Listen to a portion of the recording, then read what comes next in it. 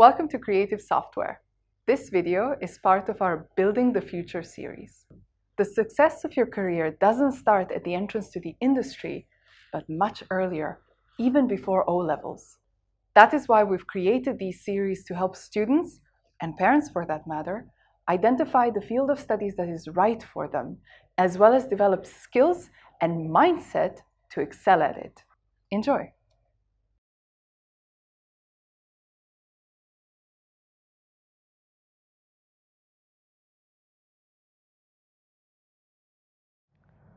So learning research over the last few years have identified three types of learners. So let me first tell you what these three types are. Type 1 are what is known as a surface learner. Type 2, strategic learners. Type 3, deep learners. So let me take them one by one. So who is a surface learner? A surface learner is somebody who is only interested in barely surviving.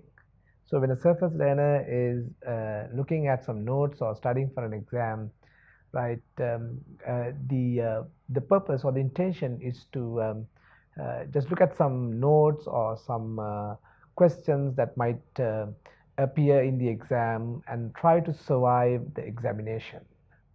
So what happens is surface learners very quickly forget what they have learned, right, and then later in life, after school or college, they rarely are able to make any type of impact from what they have learned.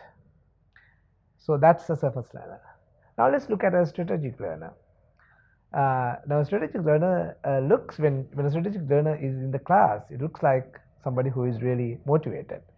But the thing is, a strategic learner is only interested in the grade. So what a strategic learner does is try to memorize algorithms, formulas, target questions, but it's all surrounding the grade. The entire effort is trying to pass the exam and not really understanding the domain or the learning domain. So what happens to strategic learner is that after schooling or after their college, they are not able to make a significant impact in a real life situation or where different challenges or different tasks based on their learning are expected to be performed.